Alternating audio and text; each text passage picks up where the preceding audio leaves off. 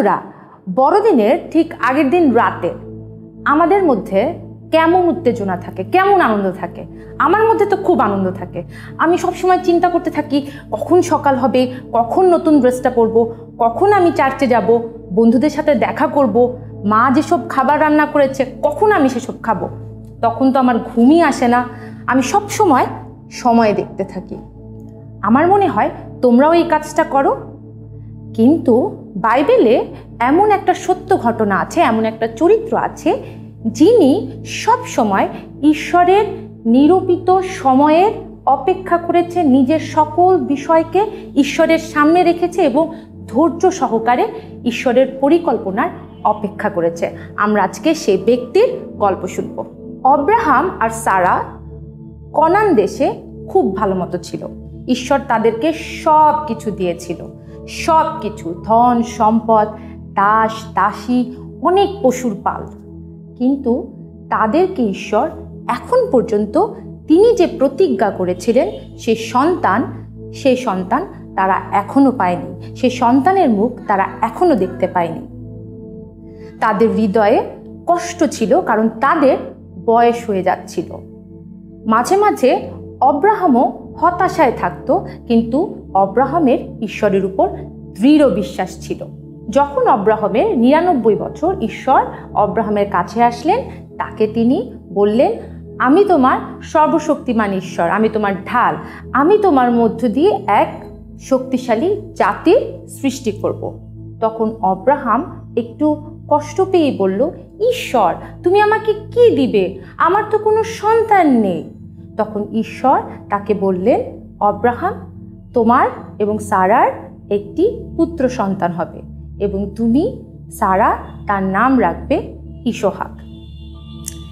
ঠিক 1 বছর পরে, অর্থাৎ 100 বছর যখন অব্রাহামের হলো এবং সারার 90 বছর হলো, তখন ঈশ্বর তাদেরকে একটি পুত্র সন্তান দিলেন, যার নাম ইসহাক। সারার যখন পুত্র সন্তান হলো, তখন সারা প্রচণ্ড আনন্দ পেল এবং সে ঈশ্বরের কথা মতো সেই পুত্র সন্তানের নাম রাখল ইসহাক।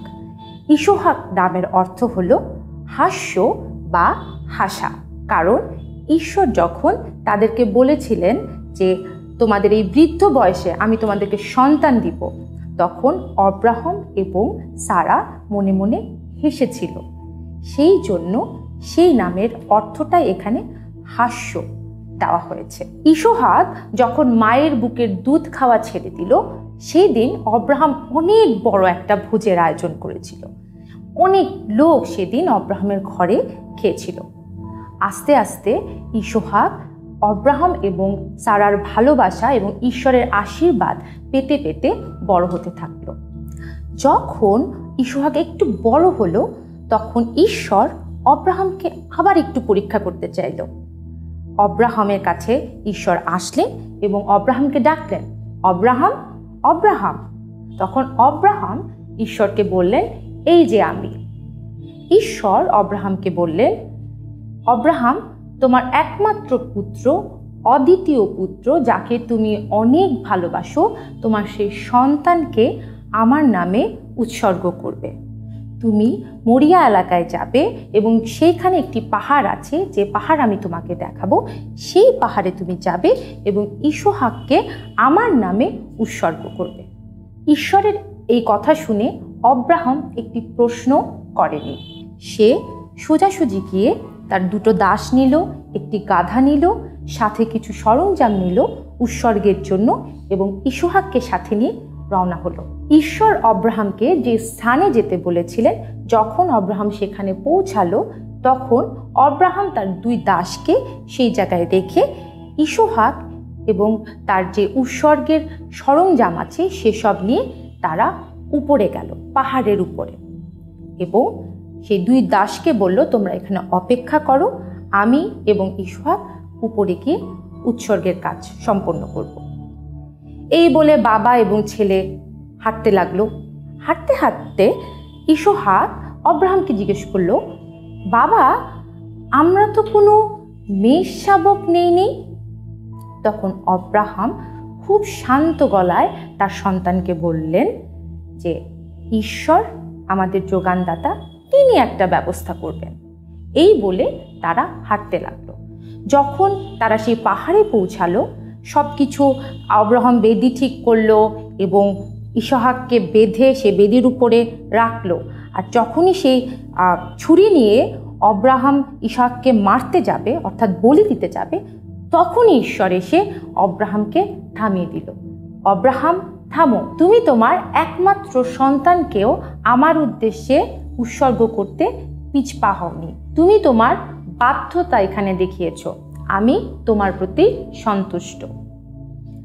তখন আব্রাহাম পিছনে ঘুরে দেখল যে ঝোপে একটি মেষ রয়েছে, একটি বাচ্চা মেষ। তারপর আব্রাহাম এবং ইসহাক সেই বাচ্চা মেষকে নিয়ে ঈশ্বরের উদ্দেশ্যে উৎসর্গ করলেন। এই ঘটনার পর থেকে ইসহাক ঈশ্বরের আরও আশীর্বাদ পেতে পেতে বৃদ্ধি পেতে থাকতো। যখন আব্রাহামের অনেক বয়স হলো, তখন আব্রাহাম চিন্তা করলো যে এখন সময় হয়েছে ইসহাকের বিয়ে দিতে হবে। কিন্তু আব্রাহামের ইচ্ছা ছিল সে তার নিজের দেশের মেয়ের সাথে তার সন্তানের অর্থাৎ ইসহাকের বিয়ে দিবে। তখন আব্রাহাম তার দাসকে ডাকলেন এবং ডেকে বললেন, তুমি আমার শহরে যাও, সেখান থেকে আমার ছেলের জন্য, আমার সন্তানের জন্য একটি মেয়ে পছন্দ করে নিয়ে আসো। তখন দাস আব্রাহামকে বলল, প্রভু, আমি যে মেয়েকে পছন্দ করব সে যদি আমার সঙ্গে আসতে না চায়? তখন আব্রাহাম বললেন, পিতা ঈশ্বর আমার সদাপ্রভুই তোমাকে সাহায্য করবেন। তুমি আমার দেশের উদ্দেশ্যে, আমার শহরের উদ্দেশ্যে রওনা দাও। তখন দাস 10টি উট নিয়ে রওনা দিল আব্রাহামের দেশের উদ্দেশ্যে। যখন সেই দাস সেই শহরের একটি গেটে এসে পৌঁছালো, তখন সেই দাস একটি কুয়ো দেখতে পেল। সেই কুয়োর সামনে অনেক মেয়ে ছিল যারা সেই কুয়ো থেকে পানি তুলছিল। দাস মনে মনে ভাবলো, ঈশ্বরকে বলল, ঈশ্বর তুমি আমাকে সাহায্য করো, আমি যেন এখান থেকে, এই মেয়েদের মধ্য থেকেই ইসহাকের জন্য একটি উপযুক্ত স্ত্রী আমি পছন্দ করতে পারি। তখন সেই দাস মনে মনে ভাবলো, এই মেয়েদের কাছ থেকে আমি পানি খেতে যাব, এখান থেকে যদি কোনো একজন মেয়ে আমাকে পানি খাওয়ায় এবং আমার উটদের জন্য পানি নিয়ে আসে, তাহলে সেই মেয়েকেই আমি আব্রাহামের পুত্র ইসহাকের ছেলের জন্য স্ত্রী হিসেবে নিয়ে যাব। ঠিক সেই সময় একটি সুন্দর মেয়ে, নাম তার রিবিকা, কলসি নিয়ে কুয়োর কাছে আসছিল। যখন রিবিকা কুয়ো থেকে পানি তুলছিল, তখন সেই দাস রিবিকার কাছে গেল এবং তাকে বলল, আমাকে কি তুমি একটু পানি দিবে? রিবিকা দাসের অনুরোধ শুনে রিবিকা কলসিতে করে পানি তুলল, সে দাসকে পানি পান করালো এবং সেই সাথে সেই 10টি উটকেও পানি পান করালো। তখনই দাস বুঝে গেল এই মেয়েটি ইসহাকের উপযুক্ত স্ত্রী হবার যোগ্য। তখন সেই দাস রিবিকার বাসায় গেল, তার বাবা মার সাথে কথা বলল। এরপরে দাস রিবিকাকে আব্রাহামের পরিবারে নিয়ে আসে এবং পরবর্তীতে আব্রাহাম ধুমধামে ইসহাকের সাথে রিবিকার বিবাহ সম্পন্ন করে। তোমরা এই সত্য ঘটনাটি বাইবেলের আদি পুস্তক 24 অধ্যায় সম্পূর্ণ ঘটনাটি পড়তে পারবে।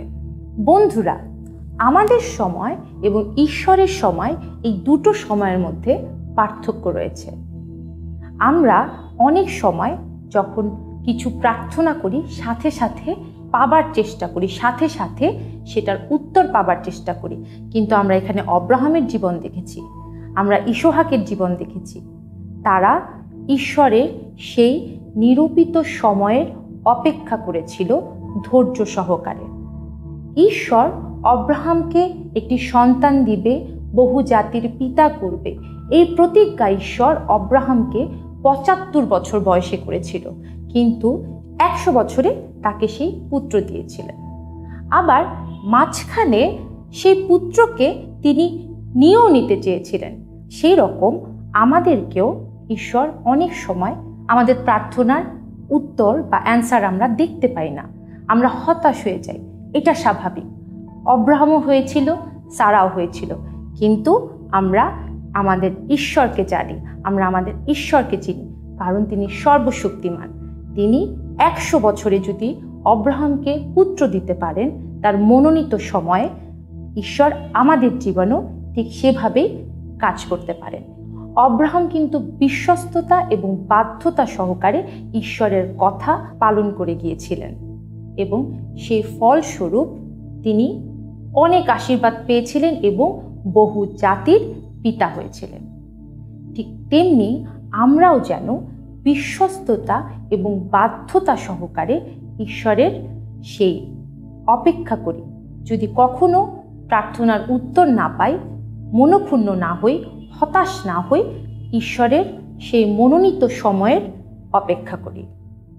তাহলে বন্ধুরা, আজকে এই পর্যন্ত। তোমরা সবাই ভালো থাকো, সুস্থ থাকো। Bye bye. টিমনা, ডোরিয়ানা, তোমাদের যখন কোনো কিছু দরকার হয় তোমরা কার কাছে চাও? আমাদের বাবা মার কাছে চাই। আচ্ছা, যখন তোমরা তাদের কাছে কিছু চাও তারা কি তোমাদের দেয়? কখনো দেয়, কখনো আবার বলে তোমরা যদি বাধ্য হয়ে চলো তাহলে আমি তোমাকে এটা দিতে পারি। আমি তো কথা বলতে বলতে ভুলেই গেছি, আমাদের সামনে ছোট্ট বন্ধুরা বসে আছে। তাহলে চলো আগে তাদের সাথে কথা বলে নি। শুভ সকাল ছোট্ট বন্ধুরা, আশা করি মহান প্রভুর অনুগ্রহে তোমরা সবাই ভালো আছো। আর আজকে আমি তোমাদের দীপা আন্টি এবং ডোরিয়ানা, টিমনা আমরা আবারও এসে পড়েছি। ও হ্যাঁ, আমাদের সাথে আজকে আরও একজন আছে, গিটারের আঙ্কেল। চলো তো তার সাথে পরিচিত হয়ে নেই। হাই, আমি সমল রানা অধিকারী। আজকে তোমাদেরকে গিটার বাজিয়ে সাহায্য করব। হ্যাঁ, আচ্ছা বন্ধুরা, আজকে তো তোমরা অব্রাহামের গল্প শুনেছ, তাই না? আর এই গল্পে তোমরা নিশ্চয় জেনেছ যে অব্রাহাম ঈশ্বরের কত বাধ্য ছিল এবং সে বাধ্যতায়, বিশ্বস্ততায় সবসময় ঈশ্বরের বিশ্বস্ত ছিল। সে কখনো ঈশ্বরের প্রতি অসন্তুষ্ট ছিল না, সবসময় বিশ্বস্ত ছিল এবং সে ঈশ্বরকে তার জীবনের পালক মনে করেছিল। আর ঈশ্বর ঠিকই যখন আব্রাহাম যেটা চেয়েছিল, দেরিতে হলেও ঈশ্বর তাকে সেই ফল দিয়েছে। তাহলে বন্ধুরা, আমরাও কিন্তু আমাদের জীবনে ঈশ্বরকে পালক জানবো এবং আমাদের যা দরকার আমরা সেটা ঈশ্বরের কাছে বাধ্যতার সহিত চাবো, কখনো উদ্বিগ্ন হব না। তাহলে চলো আজকে আমরা এরকমই একটি গান শিখে নেই।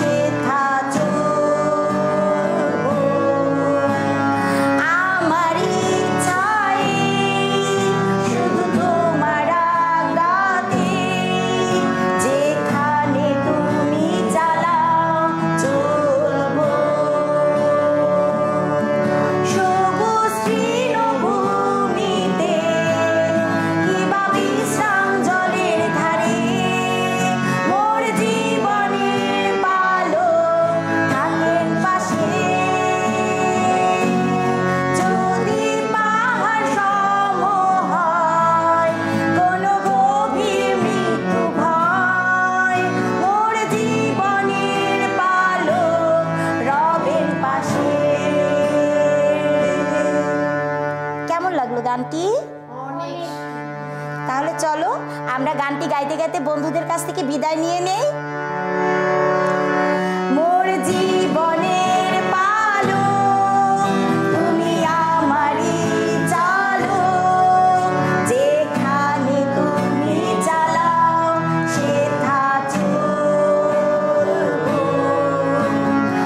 আমারই ইচ্ছায় শুধু তোমার আজ্ঞাতে, যেখানে তুমি চালাও চলবো।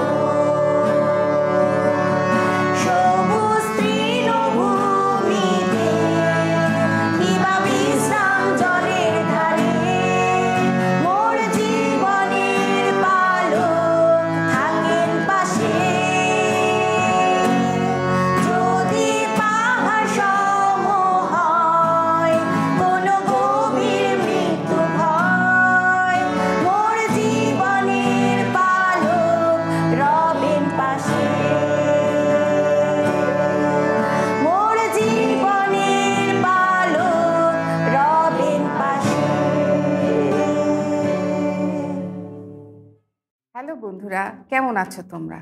আমরা আজকে শুনেছি কিভাবে ইসাহাকের জন্ম হলো। তোমাদেরকে বিথি দিদি অনেক কিছু বলেছে, তাই না? চলো আমরা দেখি সেই ইসাহাককে উৎসর্গ করার সময় ঈশ্বর অব্রাহামকে যে মেষ পাঠিয়েছিলেন সেই মেষ কিভাবে তৈরি করতে হয়। আজকে মেষ তৈরি করার জন্য আমাদের অল্প কিছু উপকরণ প্রয়োজন পড়বে। সেটি হচ্ছে একটি কাঁচি, কিছু কালো কাগজ, দুটি চোখ, অল্প কিছু উল এবং কালো উলও সঙ্গে আমরা নিব পা বানানোর জন্য, এবং সেটার সঙ্গে থাকবে আমাদের একটি গ্লু গান এবং একটি সাদা পেন্সিল, একটি কালো পেন্সিল। প্রথমে আমরা এই সাদা উলটিকে অল্প একটু অংশ কেটে নেব। দেখেছো বন্ধুরা, আমি খুব অল্প একটি অংশ কেটে নিলাম। এরপরে আমি আমার হাতের এই 4 আঙ্গুলের মধ্যে এই উলটিকে পেঁচিয়ে গোল করব। এইভাবে আমরা পেঁচাতে থাকবো। আমাদেরকে অনেকখানি উল এভাবে পেঁচাতে হবে। পেঁচাতে পেঁচাতে দেখবে অনেক সময় হাত আমাদের শক্ত হয়ে যেতে পারে, কিন্তু আমি জানি তোমরা ক্রাফটের কাজ খুব ভালো করো, তাই তোমরা বেশ খানিকটা উলের অংশ এভাবে পেঁচিয়ে নেবে। এরপরে আমরা এই পেঁচানো অংশটা হাত থেকে খুলে ফেলব। সুন্দর করে এটি খুলে আমরা এটিকে ঠিক মাছ বরাবর এই কাটা উলটি দিয়ে বা কাটা সুতার অংশটি দিয়ে বেঁধে নেব। এভাবেই বাঁধতে বাঁধতে আমরা মেষের যে পায়ের অংশটি আছে সেটি আমরা বানিয়ে নেব। একইভাবে এবার আমি উলের মাঝ বরাবর অংশটি কেটে নিচ্ছি এবং এটি কাটার পর আমরা এটিকে একটি পমপম বানিয়ে নেব। দেখেছো বন্ধুরা, কি সুন্দর একটি অংশ হয়ে গেল। চলো আমরা এটিকে আরেকটু ছোট করি। এভাবে কেটে আমরা ধীরে ধীরে লম্বা অংশটিকে ছোট করে নেব। গোল করে ছোট করে নেওয়ার সময় আমাদেরকে খেয়াল রাখতে হবে প্রতিটি সুতো যেন একই পরিমাণ সমান হয়। খুব বেশি লম্বা কিংবা খুব বেশি ছোট করা যাবে না। তোমাদের হাতের 5টি আঙ্গুলের অংশের মধ্যে যতটুকু সম্ভব ততটুকু পরিমাণ আমরা রাখব। দেখেছো বন্ধুরা, খুব সুন্দর একটি পমপম তৈরি হয়ে গেল। এরপরে আমরা সুতোটিকে এভাবে গোল করে নেব। গোল করে নেওয়ার পরে আমরা ঠিক একই পদ্ধতিতে, যে পদ্ধতি আমি তোমাদের এখন দেখিয়েছি, ঠিক একই পদ্ধতিতে আমরা এই পাগুলো তৈরি করে নিব। 4টি পা তৈরি হয়ে গেল। 4টি পা তৈরি হয়ে যাওয়ার পর এবার আমরা এই 4টি পাকে ঠিক এই পমপমের সঙ্গে গ্লু গানের আঠা দিয়ে লাগিয়ে দেব। প্রথমে 2টো পা আমরা জোড়া লাগাবো এভাবে। এরপরে আরো 2টো পা আমরা জোড়া লাগাবো।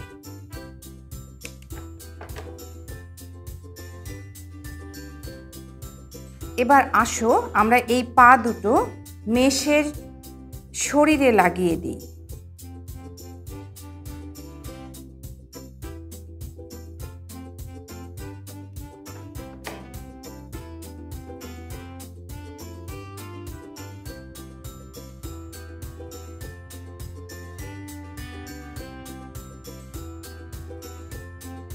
দেখেছো বন্ধুরা, ধীরে ধীরে আমরা একটি মেষের শরীর বানিয়ে ফেললাম। এবার আমাদের কাজ হচ্ছে আমরা যেন মেষের মাথাটি বানাতে পারি।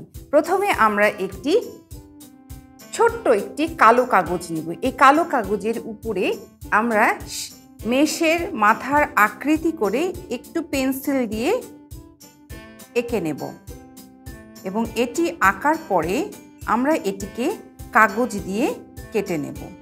তবে বন্ধুরা মনে রাখবে, মেষের মাথার অংশের নিচের দিকটা কিছুটা লম্বা হয়। চলো এবার আমরা এই পেন্সিল দিয়ে আঁকা অংশটি কাঁচি দিয়ে কেটে ফেলি।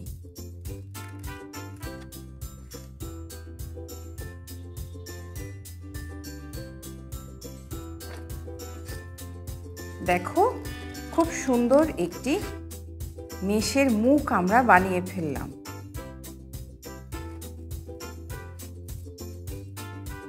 এবার এখানে আমরা মেষের চোখ এবং মুখ আঁকবো। তোমরা কি মেষ চেনো? মেষ হলো আমাদের দেশে আমরা যেটিকে ভেড়া বলি, সেটিকেই আমাদের বাইবেলের ভাষায় আমরা মেষ বলি। তোমরা কি জানো মেষ কাকে বলে বাইবেলের ভাষায়? প্রভু যীশু খ্রিস্ট হলেন আমাদের সেই পবিত্র মেষ। এবার আমরা মেষের চোখটি লাগিয়ে নিচ্ছি। তোমরা তো বন্ধুরা গত ক্লাসে দেখেছো কিভাবে আমি চোখ বানাই, ঠিক সেভাবে দুটি চোখ বানিয়ে নিয়ে তোমরা এখানে লাগিয়ে দেবে। দেখো বন্ধুরা, আমি দুটো চোখ লাগিয়ে নিলাম। এবার আমি মেষের মুখটি বানিয়ে নিব। আশা করি বন্ধুরা তোমরা বুঝতে পেরেছো। এই সাদা পেন্সিলটি দিয়ে আমরা টি এর আকৃতি করে, ইংরেজি বর্ণমালা টি এর আকৃতি করে একটু উঁচু দিকে দুই কর্নার তুলে দিয়ে একটি মুখের অংশ আঁকিয়ে নিয়েছি। দেখেছো মেষ কেমন দেখতে হয়? এরপরে আমরা গ্লু গানের আঠা দিয়ে মাথাটিকে পমপমের যে অংশটিতে পা লাগিয়েছি ঠিক তার উপরের অংশে আমরা এই মাথাটি লাগিয়ে নেব।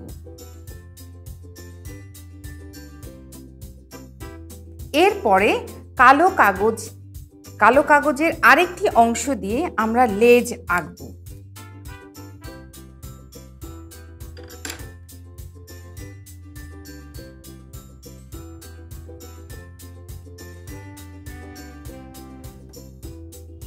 দেখেছো বন্ধুরা, এই লেজটিকে আমরা আবার কাঁচি দিয়ে ছোট্ট করে কেটে নেব।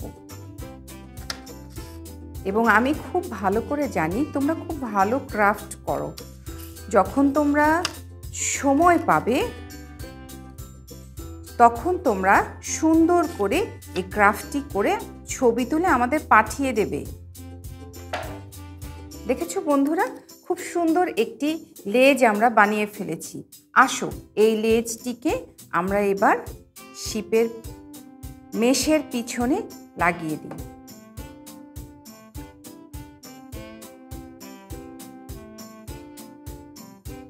দেখেছো বন্ধুরা, হয়ে গেল খুব সুন্দর একটি মেষ।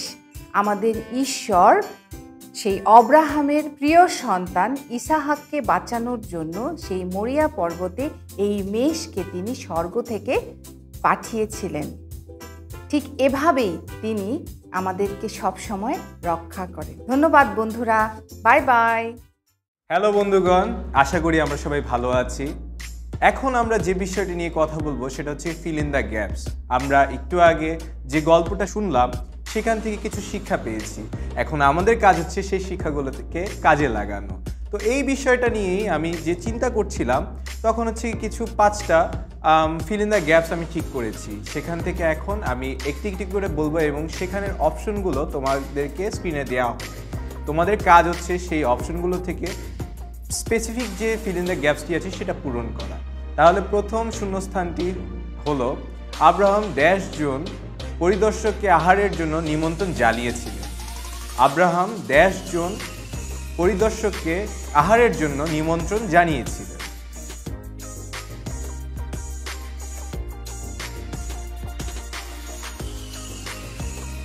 দ্বিতীয় শূন্যস্থান আব্রাহাম তার পুত্র সন্তানের নাম ড্যাশ রেখেছিলেন। আব্রাহাম তার পুত্র সন্তানের নাম ড্যাশ রেখেছিলেন।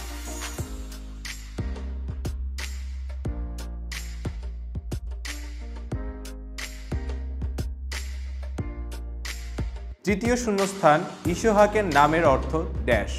তৃতীয় শূন্যস্থান ইসহাকের নামের অর্থ ড্যাশ।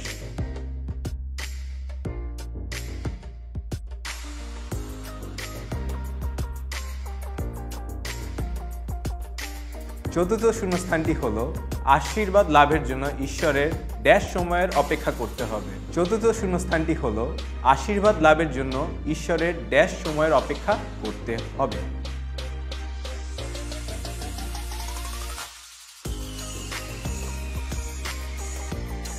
পঞ্চম ফিল ইন দ্য গ্যাপসটি হলো ঈশ্বর ইসহাকের বদলে ড্যাশ উৎসর্গ করার জন্য বলেছিলেন। ঈশ্বর ইসহাকের বদলে ড্যাশ উৎসর্গ করার জন্য বলেছিলেন।